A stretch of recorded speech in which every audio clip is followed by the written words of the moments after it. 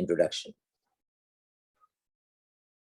After the expiration of 12 years of exile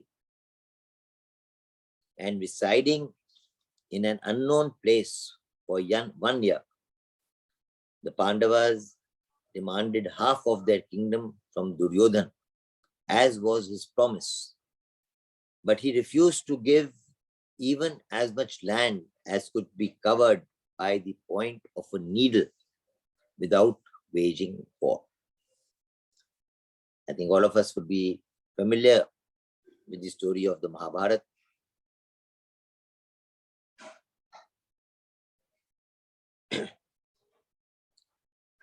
By playing a game of dice,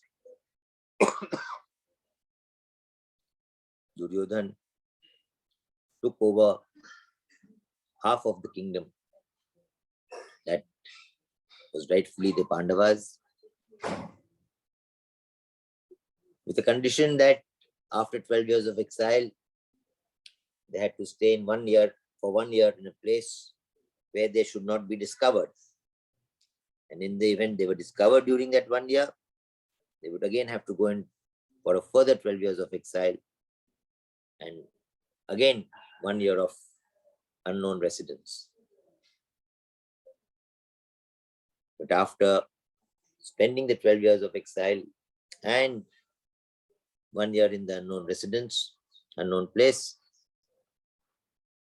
Duryodhana did not stick with his promise. He did not give back the half land as was promised. In fact, he refused to part with even as much land as may be covered by the point of a needle without waging war.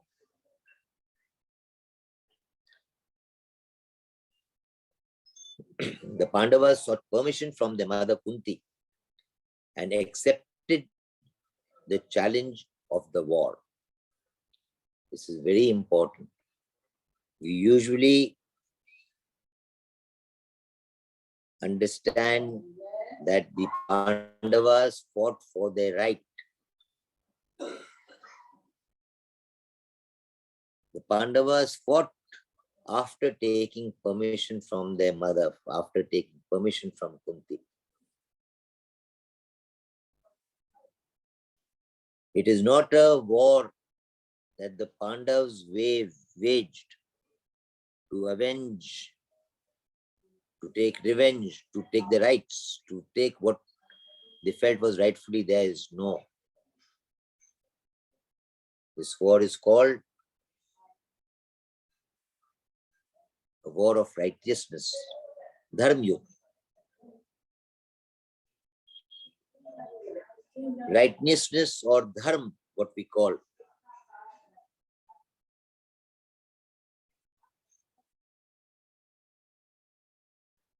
Is accepting what comes to you naturally without your wanting it, and doing in that occasion, in that circumstance, what is your duty. You do not do anything whatsoever for your selfish gain.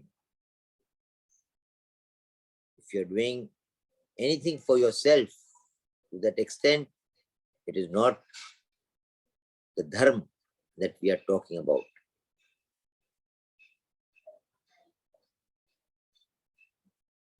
When a mother, father, guru, or teacher tells us to do something, grants us permission to do something, gives us an order to do something, then that is our greatest duty. Following that and doing that is our greatest duty.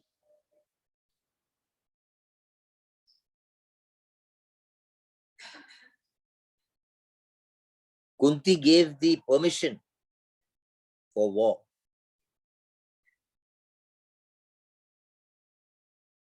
There are two basic reasons in this. One is insult of the feminine power of Draupadi. But that is a secondary reason. That is not the primary reason, because the insult had taken place 13 years prior to her granting permission. So that was an insult that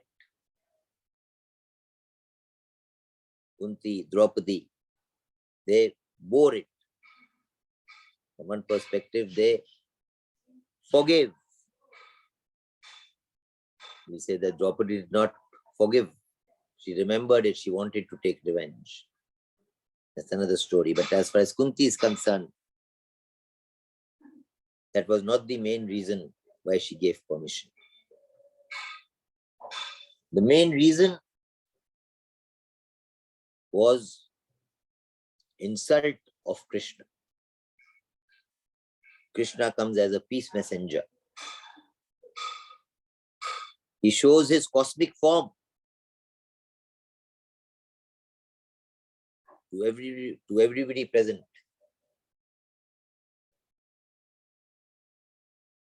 And Duryodhana orders his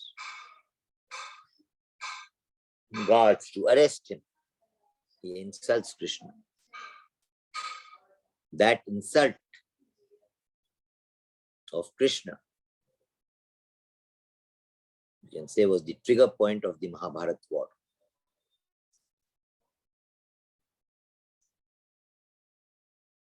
Whatever duties are ascribed to us by our scriptures, by the scriptures,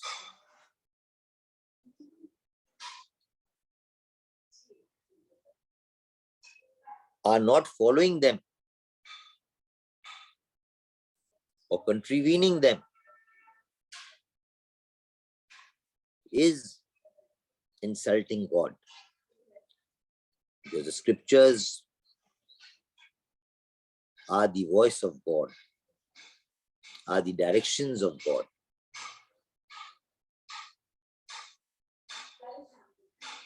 So as Kshatriyas, as warriors, it was their duty to protect the dignity of God. That was the primary reason. This is the primary reason why the Mahabharata war was fought. We usually understand that Mahabharata or the Gita teaches us to fight for your right. If somebody is unfair to you, do whatever is required by hook or by crook to get what you feel is rightfully yours. The Gita has nowhere even suggested anything like this. In fact, if this is the understanding of this is our understanding of the Gita, we have understood exactly the very opposite of what the Gita teaches us. The Gita teaches us that the actions are in your hand, but the results or the fruits of those actions are not in your hand. You are meant to do your duty. You are meant to follow the letter of the scriptures, the letter of law laid down by God or the people selected by God. Is, you can say, power of attorney holders.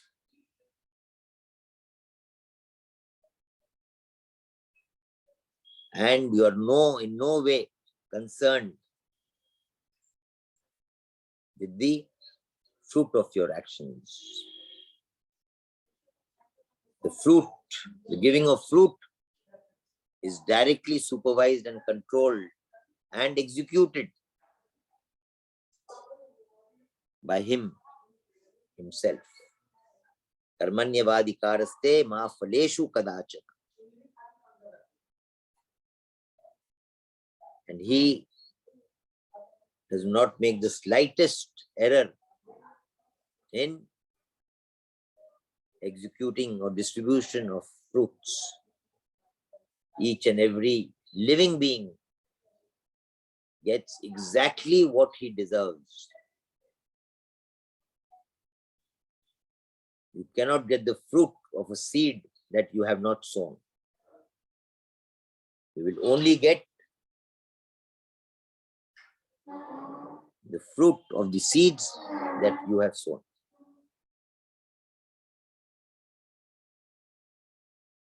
So after Kunti granted permission, the Pandavas accepted the challenge of the war.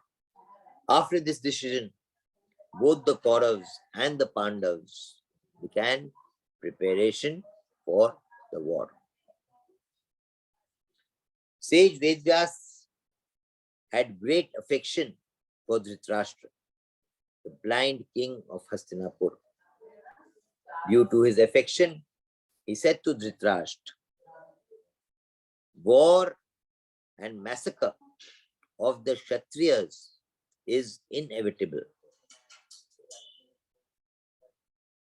If you want to see the scene of the battlefield, I can endow you with divine insight so as to enable you to see the scene of war from the place you are sitting. War and massacre of the Kshatriyas is inevitable. A lot of people question destiny. And can destiny be changed? Can we affect our destiny by our present actions?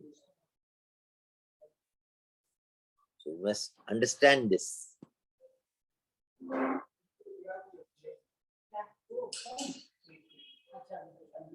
A fruit in a bud form, in an unripe form,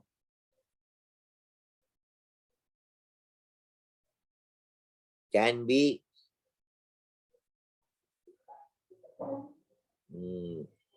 broken, can be destroyed.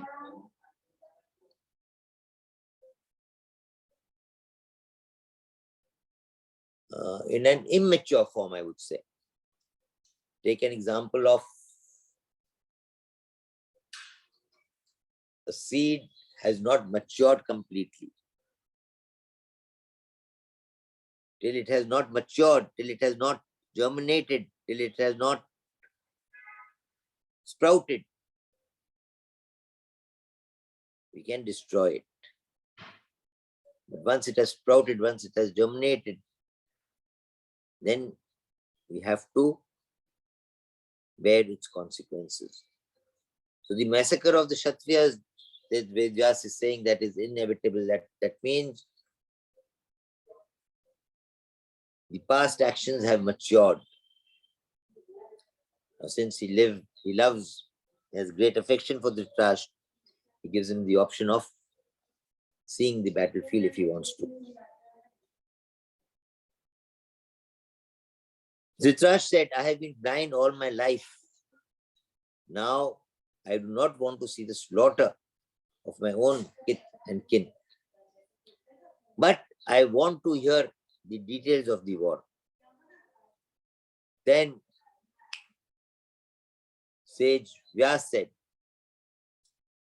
I endow Sanjay with this divine insight by which he will know, hear, and see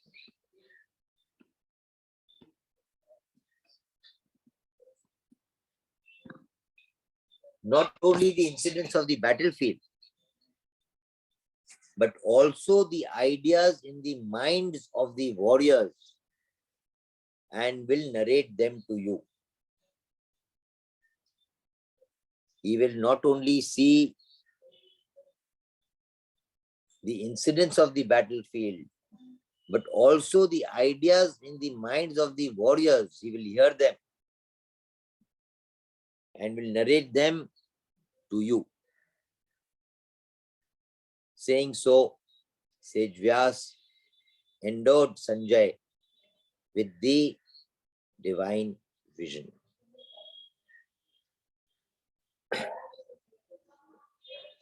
Narayan, Narayan, Narayan, Narayan.